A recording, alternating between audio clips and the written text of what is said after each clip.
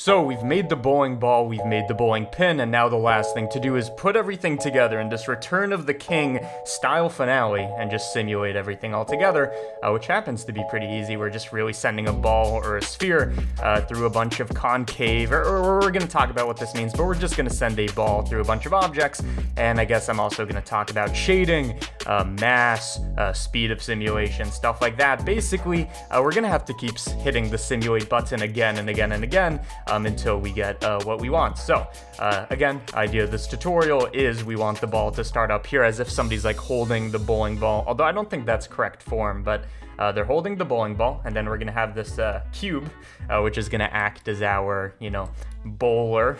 It's gonna hit the sphere towards the stuff, and yeah. So again, we've already made the models. You can either make those yourself since I made the tutorials, or download it via Patreon. So let's get started with a new project. So Blender 2.92, you know the drill. I'm just going to take everything and delete it and start off by importing in our assets from the previous blend. So to do this, use the append command, if I can even spell it, append. And then what you want to do is go to your first one. So I'm just going to go to the bowling ball, so this one. And then the way you import this with the object and the material applied is make sure you do not go to mesh, but instead go to object, pick the bowling ball, and if the material is already applied, it's going to come imported with, if we actually see this in rendered mode, it comes with the material. And again, the way we made this is the bevels are procedural and cycles, and that comes over as well. So you can see now we have these bevels, and now we don't. And we need to do, let's change this to GPU, we need to do the same thing for the pin. So again, desktop, go to your blend file. I feel like I'm living in a nightmare. Object, and then the pin, which again, if it has the material, including the textures and all that, which we can see in a sec. Do I have my Starbucks logo? There it is. So somebody commented that this thing should actually be produced, and I agreed. It looks pretty serious. But yeah, textures also come applied and all that. So now that we have our objects applied, let's actually save this as what? The grand finale. Let's do that, the grand finale. And what we need to do is basically just set up our objects where we want them. So maybe you want this here, a bowling ball here, another one here. Just kidding. We're just going to set up our objects and then start the simulation. Now, it just so happens that we modeled these relatively to scale. I mean, of course, these are each like 2 meters tall, and they're in like Blender units. This one's like 4 meters tall. But relative to each other, they are roughly the correct size. So what I'm going to do is I'm just going to take this and bring it up, just so it's like resting on the ground plane. Same for this one. This one I think we can just bring up by exactly 1, and that should be correct. Let's hide that. And for this one, we just bring it up so it's roughly there. If it's like pretty close, it's not going to mess up with the simulation. Okay. Bowling ball, we're going to put like all the way over here. And then I know what you're thinking. Okay, a bowling pin is like a triangle of 1, and then you have like 2, and then 3, 4, etc. It's going to take a while, but I have a trick for you. So Shift A, mesh, circle. You're going to want to make sure that circle is set to 3 vertices. What is he thinking? It's a triangle, right? I'm also going to set this to fill with, I guess, actually we could do this manually. Edit mode F, boom. The reason we're doing this is I'm going to show you in some sense, procedural way to set this up, okay? So first thing I'm going to do is I'm going to take the pin, and I'm going to parent it to this. So we can do that manually. Again, relations, parent it to the circle, which is really a triangle. And then second of all, on the triangle, what we want to do is have this copied along the triangle. So I'm going to go to instancing vertices, and now you can see minus like this original one. It's been parented to, or instanced rather, on each of these vertices. Okay, well that's kind of a triangle, but that's not helpful. Well, if we go into edit mode and subdivide, you can see we're actually getting more pins. One more round of subdivision, and now we have, I mean, with a couple extras, like we only need the first couple rows, we have that. On top of this, if we want to randomize some of the positions, I think Fractal will let you do that, so we just randomize the positions a little. I know, no bowling ball tutorial has like taught this before. This is new territory. So I'm just going to go like that. And then also, since I guess the fractal also goes up and down on the z-axis, I'm going to scale on the z-axis by 0. So these are all the same, and make sure that this is level. Okay, cool. So we've now set up our pins. And one thing about this is these are like technically instanced objects, but they're not really real. Like they're not showing up in our outliner. So to do that, I think the command, I always type in real because I forget what it's called, make instances real. You want to use that one, and you're going to see it's going to add in all of our pins. we're just going to take the back couple of pins, this one, this one, this one, this one, and this one, and just say, yeet, you out of here. And we can also actually delete this one as well. Okay, so now we have our pins kind of procedurally placed. If you want to, you can like manually move the locations, have some of these rotated, whatever you want to do. I'm not going to do that, but just randomize it so it looks like, it was actually placed randomly. By the way, did we ever end up randomizing? I actually cleaned up the material here, but did we ever actually randomize the dust? I don't think we did. So just a quick tip. Since all these pins are sharing the same material, right? Like if I change the color, it changes it for all of these. This one, which I think is guiding the dust, yes. If we use object info, I don't think instances should ruin this, but if we take this random, which has a different value for each one, yes, you can see some of them are gray, some of them are brighter, etc. If we change our dust noise to 4-dimensional, plug in the random, now each of these is going to have a slightly different dust, okay? And that's just something to add in a bit of realism, but don't worry about that. Okay, this is a simulation tutorial. So what we want to do is place our bowling ball, I guess, on the other side, and for now we're just going to be using Eevee because there's no reason to render. All we care about are the dynamics, okay? So just place the bowling ball where you think it'd be, I guess also slightly higher up. I mean, I guess it depends on how tall your dude is to move it even further back. Just setting this up, I'm also going to add in a ground plane. This is going to be for, making sure the objects don't pass through the floor. And I might not do like the whole bowling alley modeling thing. I don't even know if the render has that. It may or it may not. But for the simulation, all we need is this lane. That, and again, if you want your pins to fall off the lane, do that. Or if you don't, make it like wider so there's no way for them to like go into oblivion. One thing I will do regardless, though, is I want this edge to go a bit further back, okay? So it's gonna be hit by a cube and then roll down, etc. Okay, cool. One thing we need to do is actually add in our hitter object. So I haven't thought about this too much. I've just been using a cube to hit this, but something that might be interesting is if you hit this with a different type of object, like a sphere or something, it might create slightly different dynamics. You can play around with that, okay? Okay, so setting up the simulation, I'm going to set this to 30 frames per second, even though I think I might have to render this at 60, but whatever. Should I do 60? No, we'll do 30 frames per second for now. What I'm going to do is this is going to be our hitter object, so I'm going to keyframe the location, go a couple frames down, like 5 frames down, and just have it on the y-axis. Just kind of move so it's hitting it, right? Which I guess in this sense means overlapping, okay? So this is our animation for hitting, okay? To actually set up, and I'm thinking, yeah, I think we're ready to actually set this up. To set up the simulation, of course, we need each of these to be rigid bodies, and adding these manually could be a pain. So for example, if we add this, rigid body, set it to a sphere since it's spherical. So this is just a way to make the calculation a bit faster. Convex or concave, whatever it was, convex hull would have worked perfectly. But since it's a sphere, let's actually clean that up. And then for this one, you'd add in a rigid body. It would be, what would it be? I guess a box. And then also you want to make sure that this one is animated. Okay, so far what do we have? We're probably going to have a bowling ball fall and then barely get hit. And then it's going to pass through the floor. So then rigid body, you set this one to passive. So it's a rigid body, the floor, but it doesn't actually move.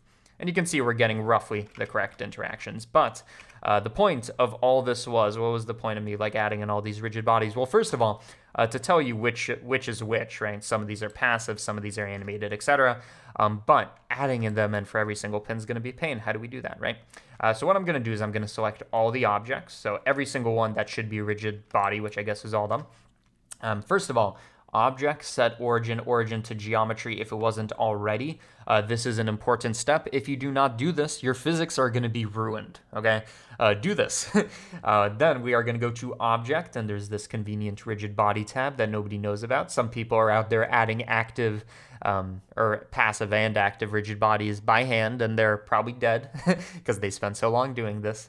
But with everything selected, add active, okay?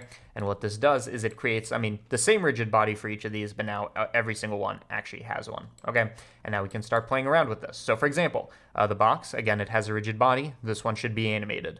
The floor, this one should be passive. And I think otherwise we're good to go at least to start. So if we click play, is that gonna work? Let's see. Boom, okay. So this kind of illustrates the first point, which is we are going to need to hone this simulation like a bunch, because this is what we get initially. So first of all, we need the bowling ball to either come faster or the pins to be lighter.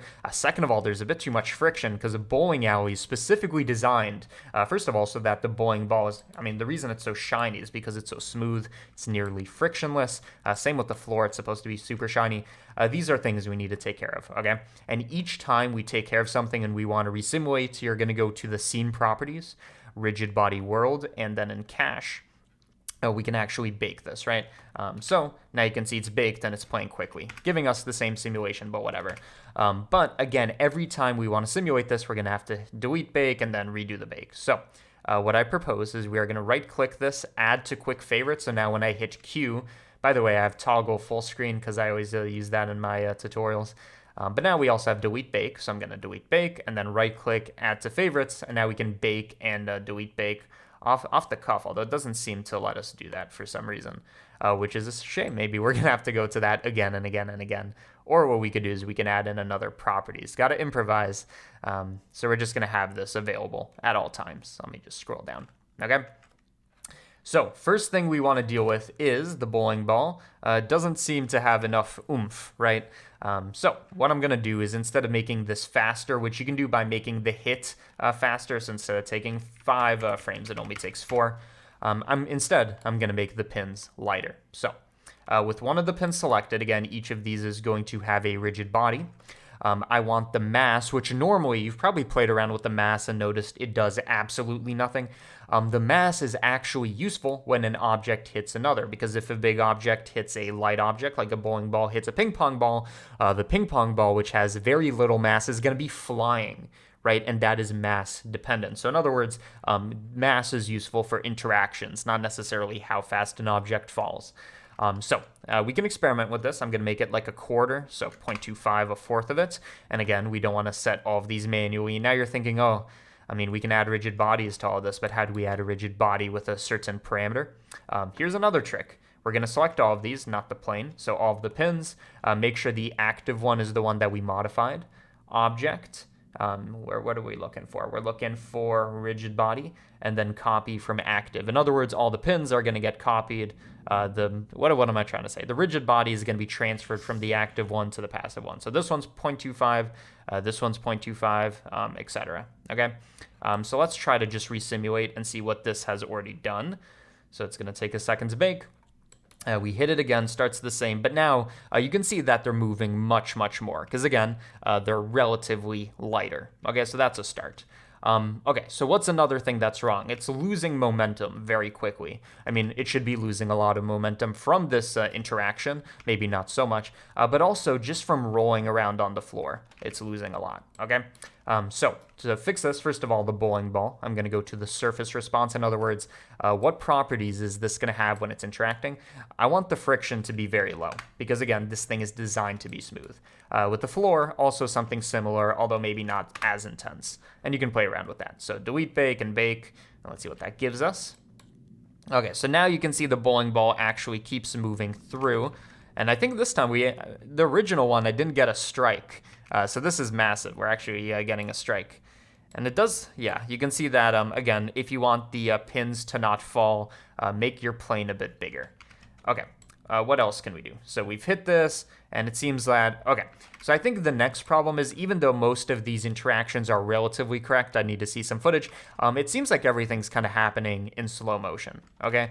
And one way to fix that is I think this would work. Well, let's see. We either take this and say, you know what, double the frame rate. But then we have to, do it like that. But you can see in theory, if we make this twice as fast, it would look better. Instead, if you want to keep your frame rate, so again, I still want 30 frames per second, but I just want things to happen faster, there's actually a parameter for that. So in the simulation settings, again, scene properties, there's speed. And speed is not just saying make it twice as fast. It's literally going to change the dynamics of stuff like this. It's going to change time steps and whatever. So this is something we also need to play with. So let's resimulate again now with speed 2, and let's see what that gives us. Okay, so that's already looking a bit better, and you're noticing again, it didn't just make the simulation twice as fast as with 60 frames per second, no. This time what it did is it actually made a different simulation. You can see, in fact, this one looks much more realistic. I think one thing I want to do, and again, this is all a process of going back and forth, I do want to actually give this a bit more momentum, so I'm going to have it only take 4 frames to do that interaction. So now it's going to be hit even faster, and again, for that to apply, you need to hit rebake. And that should help a little bit, although it does seem to still be losing all the momentum. Usually a bowling ball keeps going, I think, unless you bowl it really slowly, which is exactly what we're doing. I guess we want this to be even more intense. One more thing, this might help or might not. One thing I want to actually add in, as you're noticing, it's kind of subtle, but the bowling ball is already falling before it even gets hit. And this is because, again, it's a rigid body, it's affected by gravity, and then it gets hit a couple of frames later. I actually want this to start deactivated, and it's only going to start moving when it actually gains the momentum, okay? So with the bowling ball, I'm going to go to dynamics, again, for the rigid body. For this one, deactivation, which is going to make it deactivated under certain conditions, but more importantly, I want it to start deactivated, okay? So now it's delete, rebake, and we might need to play around with these numbers because other than starting deactivated, it might also deactivate later if its linear velocity falls under this or its angular velocity falls under that. But you can see now it's frozen until it gets hit. And now let's see if that actually gives it a bit more speed or not. But anyways, it will make it, in some sense, more accurate. Yeah, that makes it definitely a bit better. Okay, so how do we make this, again, more impactful or it loses less momentum, stuff like that? Well, again, if you've ever taken a physics class, momentum in some sense, it's transferred. I don't really know what I'm talking about, but if we were to make this even lighter, it would be even easier. So I'm going to, again, same thing as before, 0.15, so now it's going to be even lighter. Another thing to think about is how much friction should this have? Should it be sliding around everywhere or not? Should it be bouncy? I definitely want to add a bit of bounce, see what that does. We might go back and fix that. Again, once we've set this, we want it to apply to all the pins, unless you want some of them to be slightly less or slightly more friction. That's another way to add in a bit of dynamics. Again, select all of these, make this one active, object, rigid body, copy from active. So now they all have these new parameters, and let's re-simulate. It is nice that the simulation doesn't take too long to make.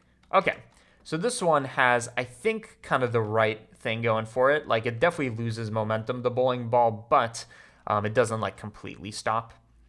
By the way, one thing to mention, if you're seeing that the bowling ball isn't rolling enough, one way to fix that is this is kind of like, imagine you're sending something over ice, it actually doesn't roll. The way you fix that, it kind of complicates it, but you need to up the friction at least a little. So we up the friction here, and the bowling ball itself should probably have a bit more friction. Generally, do keep these numbers low, because, again, these things are smoothed intentionally. But this is, again, now you're seeing there's a lot of roll, which is actually a good thing. I think I actually like this simulation. But again, this isn't 2D, right? We need to kind of redo the simulation again and again and again. And what makes this look realistic is playing around with these parameters and then also like having a bit of a variety. Some of these have more friction, some of these have less, and they're not like in a perfect triangle. Some of them were moved a bit. But okay, so let's see this one more time. I think I'm liking this. So in general, now that we have our simulation, one last thing to attend to is once we're happy with our general thing, now it's time to hone just kind of like how high quality this is. So again, we made it twice as fast. I'm also going to make the sub steps per frame. In other words, it's not calculating what happens this frame and then this frame and then this frame. It's actually going in tenths of a frame, or in some sense, and it's also iterating a bunch. I'm going to take both of these and make them bigger numbers, which first of all will make the simulation take much longer, right? You can see it's taking a while, but it's also going to make it substantially more accurate. So while we're waiting for this, let me tell you a quick story about it's actually almost done. Okay, let's see what that looks like. So generally it should look pretty similar, but now it should be slightly more accurate. And you're going to see that it is slightly different from the original because the original was inaccurate. One last thing I would recommend trying out, but shame that we couldn't tell the story. One last thing I want to try. Sometimes this breaks the simulation, sometimes it doesn't. Split impulse, I'm going to just use the tooltip to explain it to you. Reduce extra velocity that could build up when objects collide, blah, blah, blah, blah, blah. In some sense, it makes it more accurate, or sometimes I've seen it actually fully break a simulation. But sometimes this is the key to getting super realism. But generally, if it doesn't work, I'm just going to disable it and be happy with what we have. Yeah. Okay, what? Okay, what? What even what kind of sentence did I just say? Okay, what? Anyways, regardless of whether this looks better or worse, I think I'm generally happy with the simulation now. Although it does seem to, if only it had a tiny bit more momentum. Okay, one last thing, one last edit. I'm going to disable this, and this is just going to be final tweaking. I'm going to go to the rigid body settings. I just want this to be slightly less frictiony, and I want the bowling ball again to be just slightly less frictiony. Something like this, just so it has a bit more glide than it does. Okay, so let's do a final bake unless this thing's broken, and then I think we're just gonna move on to, how to hide the cube, how to shade the floor, stuff like that, which should be pretty simple. Okay, so let's see. Okay, I'm much happier with that, even though some of them are sent flying. But of course, if you set up some walls, they're gonna be bouncing off the walls. Okay, once we are happy with the simulation, now how do we make this look good? Because again, we've set up these procedural materials that have infinite detail. There's bevels. So now we just need to actually, light the scene and stuff like that. Okay. First of all, the cube, by the way, now that this is baked, you're going to notice that even if I delete the cube, simulation still works. It's as if it was there because everything's actually baked down. So first of all, delete the cube because we actually don't want the giant cube in our scene. Second of all, let's add in some lighting. So shading workspace, world tab. What am I going to do with this? I'm going to set up an HDRI from HDRI Haven, as I always do. Let's see. I guess we want an interior one, but you could play around with it. I think I used this one for the original render. But you can just kind of cycle through these and see which one you like. By the way, whichever one you're doing, film, make this transparent, just so we don't see it. So this is kind of like a super moody scene, or we could have I don't know, what's this one? This one's kind of more well-lit and glossy. And this one's super kind of like glossy. This one's kind of like the most similar to a bowling alley, I think. But just to make it slightly different, I'm just going to pick I guess let's stick around with this one for now. Now that we have our general lighting, screw lights, fuck that. We'll just add in an HDRI, it'll be easy. By the way, if you want to know where to get HDRIs, HDRI Haven, it's a website to get them for free. Now what we need to do is actually texture this plane, which again, by the way, so you see they're actually falling off. We can actually just change the scale and like nothing would change and stuff like that. Although maybe that's not true. Anyways, we need to make a material for this. This one's going to be our wood material. And I actually looked over at Texture Haven just to see like what we would get. So not the other Haven, and I'm not talking about HDRI Haven. Those in the know what I'm talking about. Texture Haven. It has full PBR materials again for free, and I looked at the wood materials and I'm like, none of these are really like bowling alley kind of stuff. I mean, we could kind of play around with this one and make it look smooth and stuff like that, but I'm like, whatever, lazy method. I looked up bowling wood seamless and I'm like, you know what, these are gonna work. So I just picked this one that is, I guess, seamless, downloaded it over here, and we're just gonna use that single image to make our material. So just drag that in and just find something from Google Images or use a PBR material. First of all, we are going to take this, plug it into the base color, and you can see now we have a wood material, but the grain is in the wrong direction. And since this is UV dependent, we can either change the UV map or just do it with mapping coordinates, and that's what I'll do. So take the Z rotation, and let's actually go to look dev mode for now. Z rotation, you can just rotate it by 90 degrees, and now it's going to be facing this way. So now you can see the grain is in the correct direction. We can also make the texture tile a bit smaller. So in other words, make the scale bigger. It's kind of like an inverse relationship. You can play around with this until you like the look. I think like 3 or 2 looks pretty good. Also, just like everything else in a bowling alley, I think this wood is meant, I think it's meant to be super shiny as well. To do that, just like anything else, roughness, you bring it down, and then if you bring it down a lot, you can actually see the reflection of the pins in there. Dependent on your HDRI, some of them are going to have better lighting, some of them are going to have worse. I'm going to stick with like 0.1 or something like that. And then for a bit of extra detail, and this is kind of like a stupid trick, but if we take this and we duplicate it, so again, another instance of this image with the same UV manipulated coordinates. Again, why did we copy this instead of like using another thing from here? It's because I'm going to dissociate this, so now these are not the same texture, even though they're using the same one. Before, anything I did to this one would transfer here. I'm going to set this one to non-color. So before, it would have changed this one to non-color as well. Non-color is what you do whenever you want to use an image as a normal map. I don't know why, but it's true. So take this, connect it to height, and this converts it into normal information, like really bad normal information, but good enough for our purposes. Connect this to the normal. So again, we're using our image to kind of snag a free normal map, and you can kind of tell, it's kind of subtle, but this is without normal mapping and this is with. It just adds a bit of extra.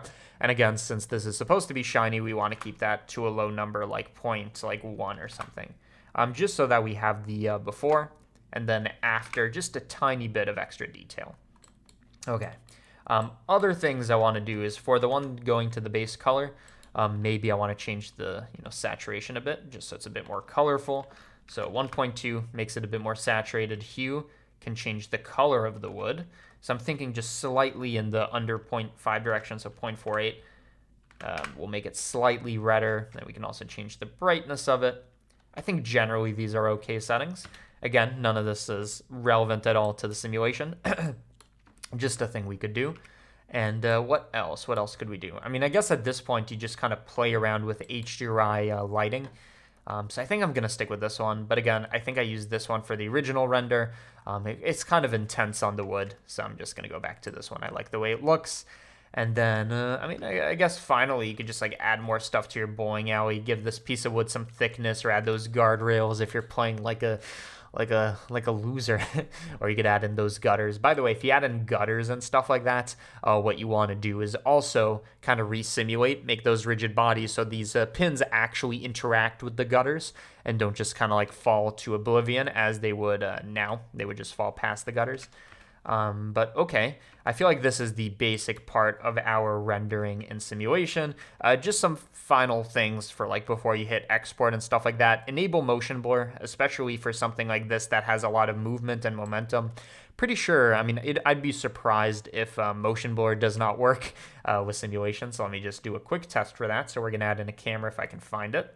Go to the camera view. I don't like moving it using like the numbers. I do it manually, camera to view. So now wherever we go in the viewport, once we zoom all the way out, is actually where our camera is going to be positioned. So let's just put it here and pick a frame where there's a lot of motion, like this one, and let's see what the render looks like. So adaptive sampling, hopefully it doesn't. By the way, if my microphone stutters a bit during this render, that's because I guess that's what happens. So let's see. Let's see what the render looks like. Should have motion blur, and hopefully you can hear what I'm saying. Oh, wait. I haven't enabled my motion blur render kernels. Okay, I'm gonna cut and be back once this is ready. Okay, it seems like the render kernels have done whatever they do. I thought I already did that, but whatever.